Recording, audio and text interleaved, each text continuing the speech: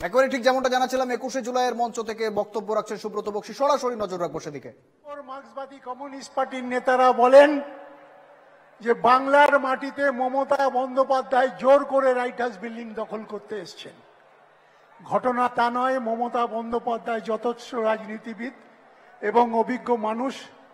তিনি বলেছিলেন গণতন্ত্র ছাড়া স্বাভাবিকভাবেই মানুষের মতামত না নিয়ে আমি রাইট হাউস বিল্ডিংয়ে যেতে পারি না। তো স্বাভাবিকভাবেই পরবর্তী পর্যায়ে যখন মানুষ পা রাখবেন, তখন তদানীন্তন রাজ্যপাল প্রয়াত হয়েছিলেন 14ই জুলাইয়ের প্রয়াত হয়েছিলেন। স্বাভাবিকভাবেই রাজনৈতিক শিষ্টাচার মেনে সেই কর্মসূচি গ্রহণ করা হয়েছিল 21শে জুলাই। তাই আজকে শহীদ তর্পণে আমরা সমবেত হয়েছি 21শে জুলাই। এবং মনে রাখবেন, আমরা এই প্রজন্মের মানুষ। আমরা বলি শহীদের রক্ত হবে না কো ব্যর্থ হয়নি। তার কারণ বাংলার মাটিতে দাঁড়িয়ে মমতা বন্দ্যোপাধ্যায় যখন 7.5 কোটি মানুষের সচিত্র পরিচয়পত্র চালু করার কথা বলেছিলেন, তখন ভারতবর্ষের নির্বাচন কমিশন এবং ভারতবর্ষের সরকার নীতিগতভাবে 1994 সালের 14ই জুলাই থেকে এই কর্মকাণ্ড শুরু করেছিলেন। আপনাদের মনে আছে, সেই সময় আমরা যারা যুব কংগ্রেসের সদস্য ছিলাম, তারা বিভিন্ন স্কুলে গিয়ে মানুষের যাতে ছবি তুলতে অসুবিধা না হয় তার চেষ্টা করেছিলাম। তো স্বাভাবিকভাবেই 21শে জুলাইয়ের তাৎপর্য হচ্ছে অনেক বেশি।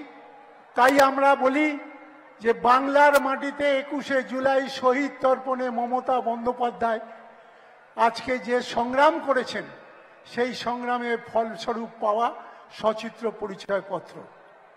আপনাদের স্মরণ আছে, ভারতবর্ষের মাটিতে দাঁড়িয়ে কাশ্মীর থেকে কন্যাকুমারী, সোমনাথ থেকে সারনাথ মানুষ যখন নির্বাচনে অংশ নেয়, তখন সাথে থাকে ওই 13 জন যুবকের আত্মবলিদানের মধ্য দিয়ে, মমতা বন্দ্যোপাধ্যায়ের আহুত আন্দোলনের মধ্য দিয়ে সচিত্র পরিচয়পত্র।